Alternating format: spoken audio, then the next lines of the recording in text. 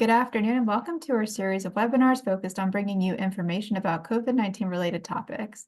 The information in these weekly webinars is geared toward long-term care and skilled nursing facilities, but we encourage everyone who's interested to attend.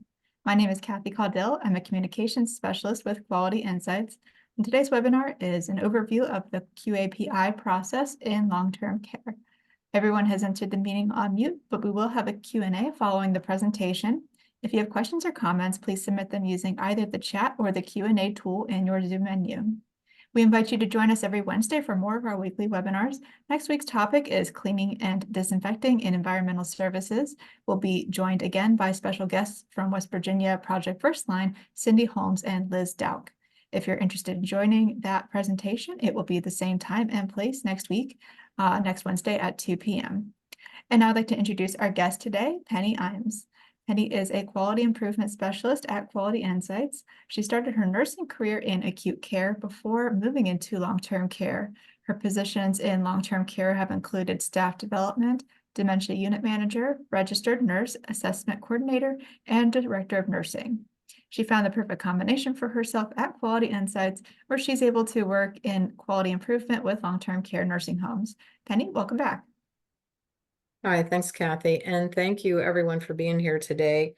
What we wanted to do was really follow up on Dr. Storm's presentations from the last 2 weeks to really build a little bit more on the QAPI process, because we know with everything that we've gone through the last few years with COVID, that there are a lot of challenges with QAPI. There could be the situation where, staff that was at the nursing home who were more familiar with QAPI are no longer there. You have a lot of new people who are not familiar with the processes. And then sometimes we have the situation where we've been working in crisis mode for so many years that it's been, that emergency management, addressing what's happening right in front of us, and we may have lost sight of some of the processes that we need that can really help us get stable performance improvement in place in our nursing homes. So we really wanted today to go over QAPI again and look at it as how it can be the building block to your quality assurance and performance improvement process. Let me hit this again. There we go. So what I want to do today, I am again going to review the 5 core elements of QAPI along with the F tags that are associated with each of those areas. Talk about the key role that data has in using QAPI, and then also the team that should be part of your QAPI plans and projects. And then we'll talk about a few features of the QAPI plan, a few of the processes. So again, these slides, they go over quality assurance. So quality assurance is that organized structure, processes, and procedures that you want to put in place. This slide has an example of that. I'm not going to go over it. It shows, just tracking so that you can make sure that your nursing home is following along and that you're meeting what you have to meet. And then performance improvement is that interdisciplinary ongoing process that helps you improve resident outcomes. And on this slide, we have an example of what that is, looking at antipsychotics and how when you pull performance improvement into it, you're digging a little deeper, you're using more of a process to really look at your data, track where you want to go and how you're going to get there. So when you pull QA plus PI together, and a lot of us, if you've been in long-term care for a long time, as I have, some of us are familiar where it was just that QAA committee where we were really measuring our compliance with the standards. We were all, really the annual inspection was what you waited for to see where you were at, what was happening. A lot of times we reacted to what came out of that inspection. Sometimes they're the focus when something wasn't working, when we weren't meeting standards. Sometimes we looked at the outliers. Who's at fault? Who is causing this? And just a few people were responsible. Sometimes it was just management team, leadership team, and not really involving anybody else. And we wanted to see a shift from just that QA to performance improvement, where you include those tools, those resources, that process that helps you to be proactive, to prevent incidents before they happen, to choose based on your data, your individual facility data, what you need to work on, and to look at processes. So instead of someone fell, who let them fall, it's what is within our process that may have caused this fall to occur. And it's involving everybody within the nursing home. So not just the medical director, administrator, DON, but also pulling in staff from the units, including residents' families, getting their voice in it, other departments. So very interdisciplinary. So the QAPI together is where we want to see nursing homes focus their efforts moving forward. There are the 5 elements. One of my last slides of the presentation, you'll be getting the presentation sent to you. It has resources, and the CMS website with the QAPI tools and resources is one of the links. It's a really excellent website, and everything that I'm going to talk about today, you can go to that website, you can download those tools and resources, you can reach out to us here at Quality Insights, where we also have those tools and resources available for you, because they help you in having that plan in place so that you can move through the process. But the 5 elements, I'm going to go through them as we go through the slides, but here they are, and we'll be talking about each of them in more detail. And I really want to look at the 5 elements as the building blocks for your QAPI processes and projects. And you're using them to help you build what you need to improve the quality of care and quality of life for your residents. And the F tags were actually, the F tags around QAPI support those 5 elements. As you can see, F865, where it's element number 1, you develop, implement, maintain that effective, comprehensive, data-driven QAPI program, focusing on outcomes of care and quality of life. And that's the whole design and scope of the 5 elements of the QAPI program. And then F866, sorry about that, talks about your data. So it's having those written policies and procedures, having the data collection systems, the monitoring, being able to show what you have in place using tools and processes. 867 is that systematic analysis and systemic action, where we are looking at performance improvement. We are implementing actions. We're using the data to measure our success. We're tracking our performance, because we really want to make sure that the improvements that we're making are happening and that they're sustainable. FTAG 868 supports what you want to have as part of your QAA committee. So the QAA committee needs to meet at least quarterly. All the people listed here are the people you should absolutely have on that quarterly meeting. I believe most nursing homes that I've worked with, and I'm sure most of you probably have your monthly QAPI meetings, where it's more, maybe a few more of the people, maybe some managers, maybe from frontline staff. And then we'll also be talking about building PIP teams, which will be other team members included in part of that. But at a minimum, quarterly, you must have these people as part of your QAA committee. And then F944, they're looking at quality assurance and performance improvement. And that's making sure that you're doing that education. You're educating your staff on the elements and goals of what your facility QAPI program is. And what we're doing today is part of that education with you to help you be able to educate your staff. And again, we are always available to assist you. So the first element of governance, the second element, we did design and scope. Second, governance and leadership. This is where leadership it's very important that you are fostering that culture where quality improvement is a priority. It's up to the leaders to be able to make sure that there are adequate resources. You have the finances, the budget, you know what you can afford. If it turns out that an intervention or something that you need to implement might be something that you have to put into the budget to be able to afford it. So being part of the efforts, you'll know what you can tell your teams that they can do. Making sure that you are educating staff, residents, families on QAPI and why it's a priority, what it means for you for quality improvement within your nursing home. And also making sure that the staff is able to be part of these teams and to help come up with the solutions that you need. And then leadership is generally, you are the ones that are going to have those written policies, develop those policies.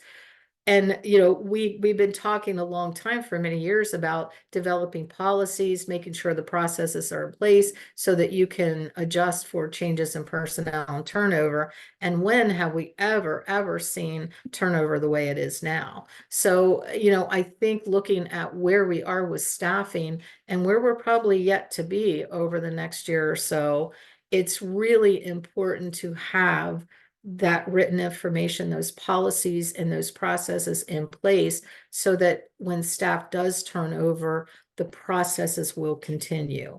And that's where QAPI, I think that process is so good at helping somebody move in to continue to address your problems so that you're not a nursing home who's constantly just putting out fires and doing Band-Aid fixes. And then leadership has to create that atmosphere. Quality improvement works best when you have that just culture, that atmosphere where people can come to you and they can feel comfortable in identifying and reporting quality problems. And so it's going to be up to you to empower the staff to be part of the QI team. And there are different ways to do that. There are different ways that we have to look at doing that with the staffing the way it is right now also. We'll talk a little bit about that. Then feedback data monitoring. This is where your individual nursing home. I mean, we can all go, okay, I looked at my Casper report, IKEYs, and we're high in this area. I've heard other nursing homes have applied this, or this, so I'll just try it. Not every fix, not every best practice is the right one for you. So that's why it's important to use data to use your own feedback. So you look at data, we have multiple sources in the nursing home, the CASPER reports based on the quality measures, your 24-hour report sheets, what happened, how many people failed, have you developed pressure ulcers? So there's data available that for you to look at. What's important with this process with QAPI is making that data meaningful, looking at what is happening within your nursing home, using that to prioritize where you need to make improvements. And quite honestly, with the staffing situation, you can't necessarily run 3 or 4 PIP projects at one time because you probably don't have the bandwidth to do that, the staff to do that. So let's prioritize where we need to start work first. And there are tools, QAPI tools to do that, to help you prioritize. This is something that affects residents and costs a lot of money. So maybe this is where we put our efforts first. And then the second thing that we need to work on is something that we work on later. So making the data meaningful, use it to prioritize, use the processes to help you drive your decisions, to help you set your goals. This is where we are. This is where we want to be. Here are our benchmarks, our thresholds. And then making sure that you're collecting data that you're able to track and monitor the measures. You just don't want to collect data for the sake of collecting data and then not be able to go anywhere with it. And the tools and processes that we have for QAPI will help you to do that. And then the performance improvement projects, the fourth element, is that's where you're pulling your teams together to look at something specific. So it's concentrating your effort on a particular problem where you're saying, what are we trying to accomplish? And then your team wants to ask, how will you know it's an improvement? And as I said, that's where you use your data to clarify the issue and be able to show the improvement that you're making. And then the team will talk about what change do we think we can implement that will make an improvement based on what we have. And again, teamwork is the core component of these PIPs. you want to make sure, so let's say you've had a number of falls on a specific unit on 3 to 11 shift. When you're pulling together this performance improvement project and you're looking at how can we improve this process, you really want to make sure that you have staff involved who work on that unit on 3 to 11, because they're the people who are going to be able to tell you how the process is truly working, what's wrong with the process, and if we put an intervention in place, we will be able to carry it out. And also, I think, most people, um, although change is something that's good, sometimes people can be resistant to change. So if you don't include them in the plan, and you as management leadership, you just go out and you say, here, this is a solution that we came up with, put this into place, you're probably going to get pushback. But if you're pulling those people in, you're including them as part of the team, then you're getting them, whether they come up with the same solution that you would have, that's not the point. The point is that they're involved in coming up with the plan, the intervention, the solution, so that they feel like part of it. And then I can guarantee you that whatever you put in place is going to be more successful because you involved all the staff who are part of that process. I did want to show you flow charting. This is something a little bit more in depth that we do. Some processes that you're looking at, it's nice to have a flow chart when you're pulling your teams together, looking at making improvements and how they want to do that. A flow chart can help them map out the process that they're looking at.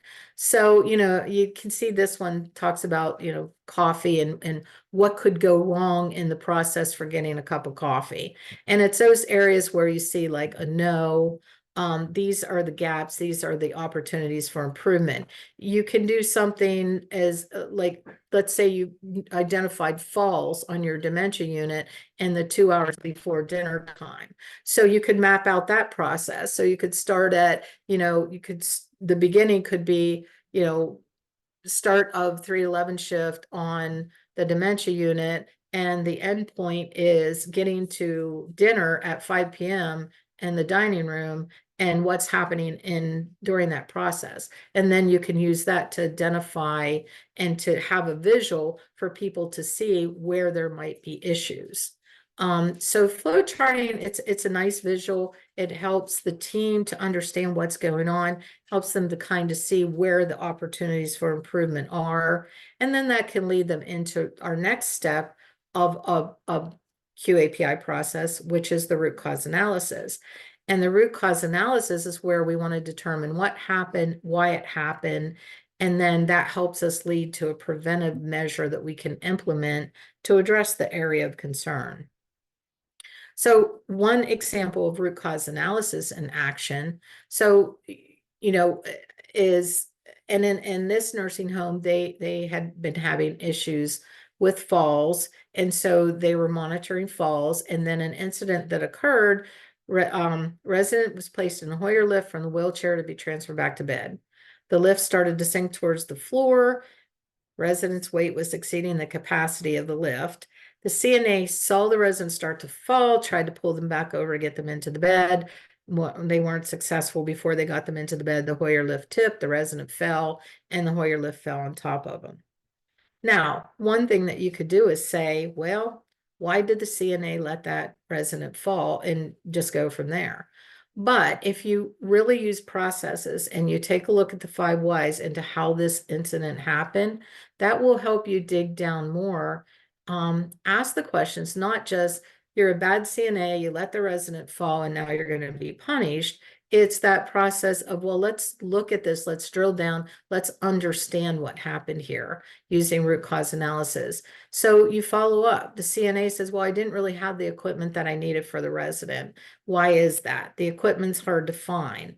Well, why is that? Because this person exceeded the 300-pound weight limit for our normal Hoyer lifts. There's one Hoyer lift that is used for bariatric residents, and we don't have enough of that equipment to care for the residents. Why don't we have enough of that equipment around? Because nobody actually ever looked at the residents who needs this equipment, what are their needs, and so we realized that at one root cause of why this incident occurred is that our strategic planning and budgeting process did not really include projections of equipment needs. So if we had stopped, at, gee, the CNA used the wrong Hoyer lift and let the person fall, without drilling down, you would never get to see that, well, we actually have to come up with a process to look at what are the needs of the residents? What are their unique needs? What equipment do they need? And this nursing home in particular discovered that they needed another Hoyer lift because they had quite a few bariatric residents who were over the 300-pound weight limit. So, that is an example of how root cause analysis can work. And then based on that, they would then take a look at, okay, so we need to implement this into this is one root cause we're going to look at. How do we implement this into the budgeting? So the team would come up with a plan, what's your change? Who's going to be involved? What data will they collect? What do you think will happen? This is the PDSA. These are those plan, do, study, act cycles where you come up with whatever intervention that you're implementing that will address the root cause or causes of your problem.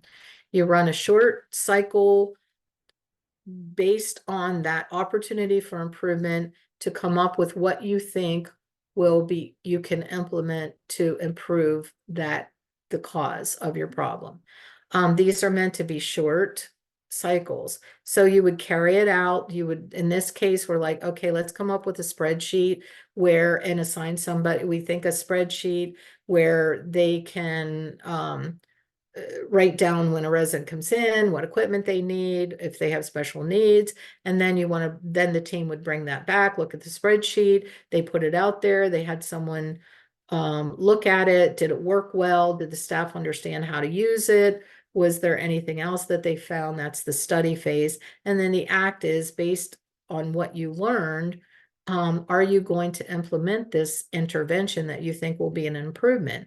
And in this case, they had to make a few tweaks to the spreadsheet to make sure that it worked right. They had to make sure that they assigned who was going to be using the spreadsheet, and then they were able to adopt that so that they made sure that the right equipment was going to be ordered.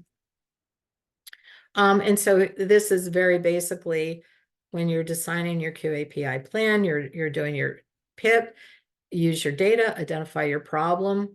It can be any area, determine your team. As I said, if you're looking at opioids, you absolutely want to make sure you have your medical director and pharmacist on that team.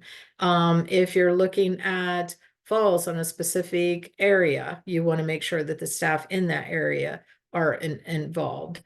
So, your team will be dependent on the data that helped you identify your problem. The PIP goals will lead you to the root cause analysis, do the 5 whys, come up with more than one cause sometimes. So you have to implement interventions. And that's why you want to do them quickly, make sure that they work. Don't carry this out for long periods of time. I think sometimes you find root cause analysis can be difficult because sometimes it's easy to think that you know the answer and then you don't go a little bit further.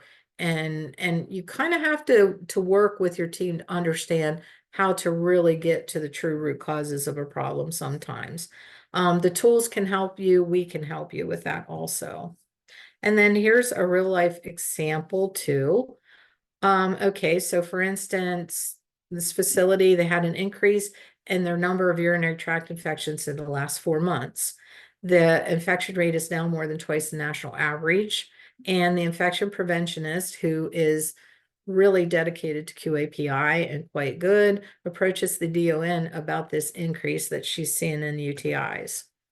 So what are the steps that a proactive QAPI facility would follow then? They've identified the problem. They want to decide on their team based on their data. They're going to ask their 3 questions to determine the PIP goal, do the root cause analysis, and then the plan, do, study, act. So to start with, then the IP would print out a list of all the UTIs in the last 6 months. So this kind of shows you how you can take those elements, those processes, those tools, and you can put it into an actual plan where then this is what we do. So we want to look at all the UTIs in the last 6 months. so that we can determine why there's been a substantial increase over the last 4 months. What has happened in the last 4 months that has caused this to increase? So they meet with the IP meets with the medical director about the UTI rates. You're breaking them down by date and unit. You're finding that most of the UTIs are in one unit. So when you're coming up with your PIP team, you absolutely want to make sure that you're including staff from that unit, because they're the people that can tell you if there's a hydration program in place, any number of things that you might need to think about when you're addressing UTIs. And then your PIP goals, and this is very, the aim is for trying to reduce the number of UTIs. When you're planning this out, where you would do your smart sheet, your goals, you would put like, here's our number of UTIs, here's where we want to be, and sort of spell out in the time frame that we're going to work on getting that there. And then how will we know that it's an improvement? Well, we'll have less UTIs diagnosed, as well as we expect to see fewer CNS urines ordered. And within that, we're hoping to see less antibiotics used.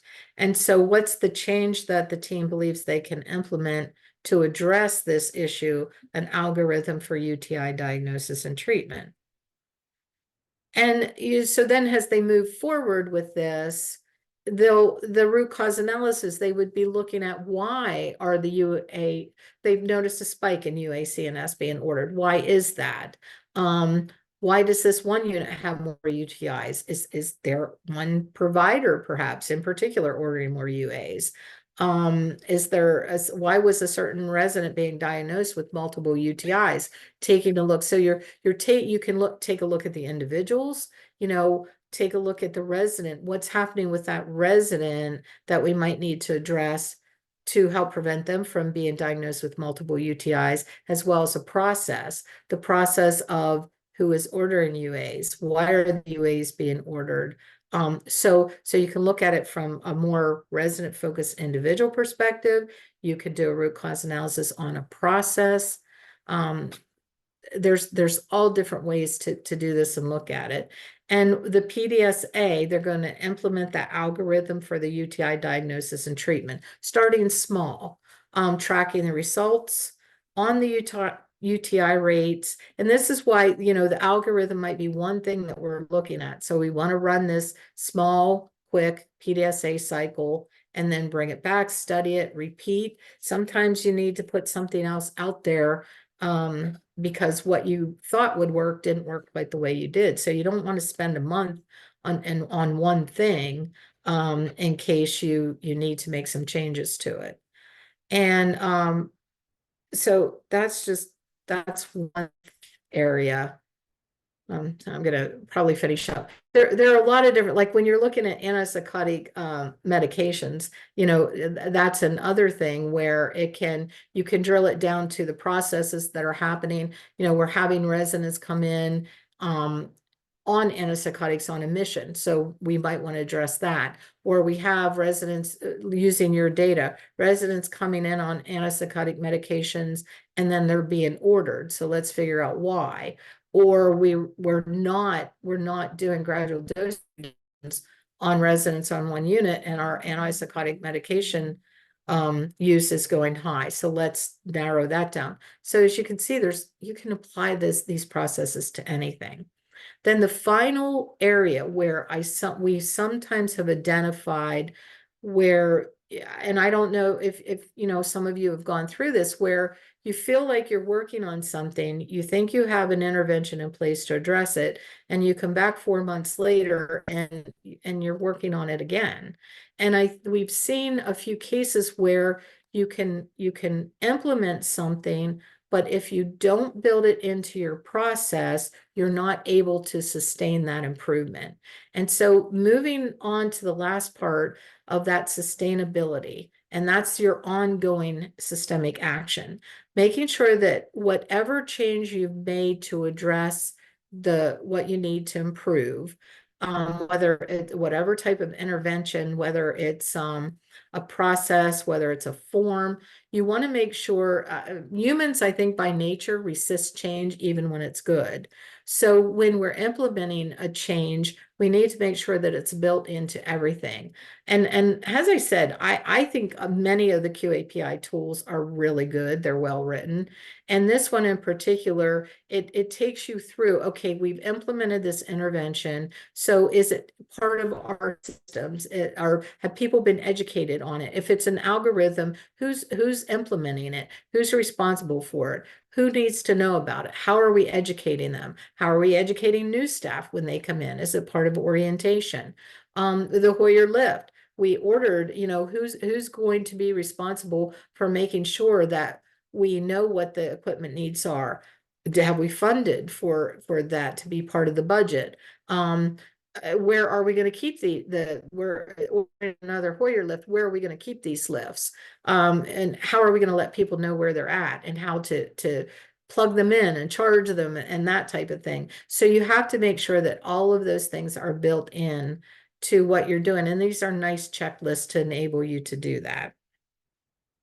Here's the resource list. Here's my contact information. And then we have many, many other project coordinators, Deborah Wright, Patty Austin, Shirley Sullivan. Any of us you can reach out to. We would be happy to help you with your QAPI projects. I see we have something in the chat. I do not know how you could possibly have QAP. I mean, yeah, Rebecca, I agree with you. I think you almost have to have the QAPI meetings monthly. I think in the F tags, the requirement is just that's that minimum standard that you're meeting, where you want to make sure that you're having at least the quarterly, where the medical director or designee is there, where all those people listed in that F tag, that they are definitely there and part of that meeting. But as I said, I think most nursing homes that I've worked with, they do have the monthly meetings. Any other questions? Does anybody have any questions? I know that was an overview. There's a lot of information, but I think, we've given you some in the slides. There's some good resources. We pull that. Good resources for CMS. You can also, our website, I know we have the nice 5 whys that you can pull off and use that. So any questions at this point, Kathy? So that was the only comment we've gotten so far. So if anyone does have a question, you can submit it using either the chat or the Q&A tool, or you could also raise your hand if you would like to request to be unmuted to ask your question out loud. And while we're waiting, I'm going to run over a couple reminders. Next week's webinar is, again, it's going to be about cleaning and disinfecting and environmental services. And that webinar will be next Wednesday at 2 p.m. So if anybody would like to attend that webinar, it will be the same time and place. We also invite you to bring your questions to our virtual live chats, which are every Tuesday and Thursday at noon. Deborah Wright will be there to answer questions on topics like quality improvement initiatives, infection control, or MDS coding.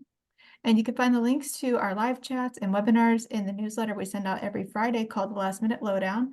And if you like that newsletter but don't think you're on our mailing list, you can email me at caudill@qualityinsights.org to get you on that list. And I will drop my email in the chat right now along with Penny's. And that's it for so far. So I think we can go ahead and wrap up in just a moment if nobody else has any follow-up questions. I also put in the chat the link to the presentation slides, and I'll be emailing them later this week too. And I just want to say, I'm a proponent of quality improvement. Absolutely. But I've seen it work in many nursing homes. And I can say that nursing homes who and it's not easy. And I know it's really not easy.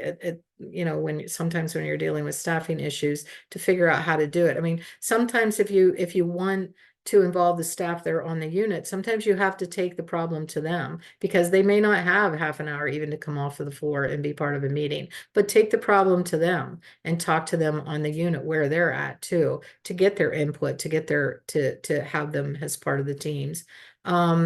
If anybody needs any assistance with their QAPI programs, as I said, we are here. We're happy to help you.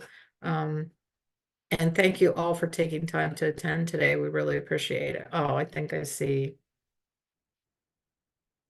Rebecca. I know the medical directors come quarterly, but is that every 3 months or is that at least one time in the quarter?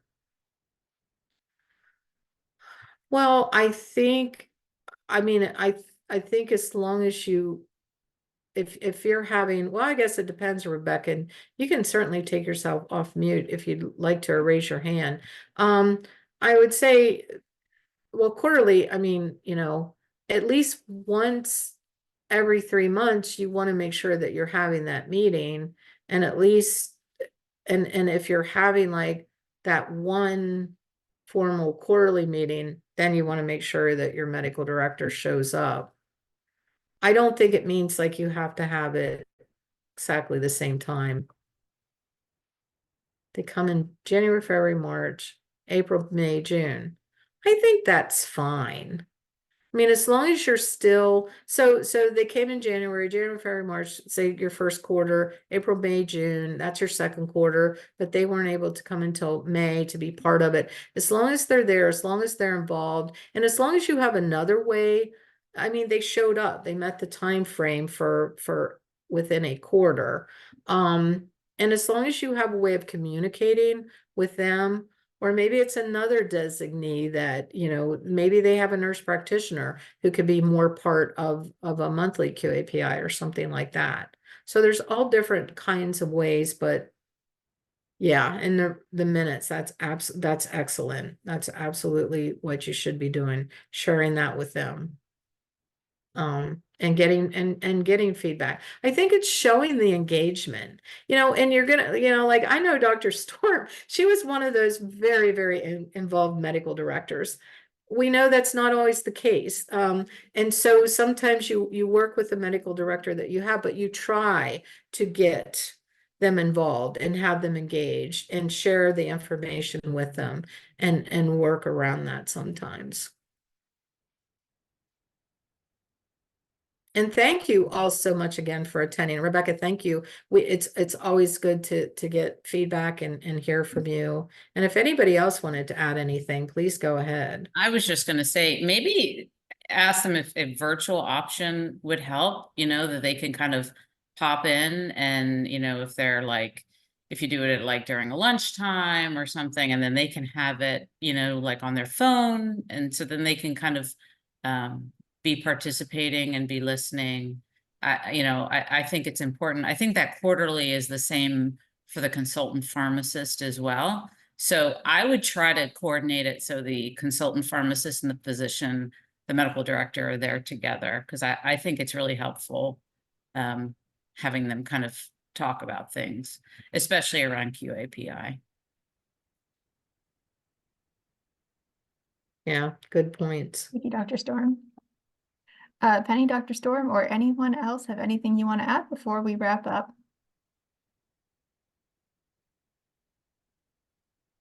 She was called when she was sick. That's okay. So yeah, you're including them in that. Sometimes we do what we have to do to make it work. Mm-hmm. All right, well, I'll go ahead and wrap us up. Before we sign off, we'd like to ask everyone here to please answer a short evaluation of today's webinar. It is anonymous and will show as a pop-up as soon as the webinar ends. So if you have a couple minutes to fill that out, we would appreciate it. Penny, I'd like to thank you for joining us again. And I'd like to thank all of you for joining us. And we hope to see you back here again next week.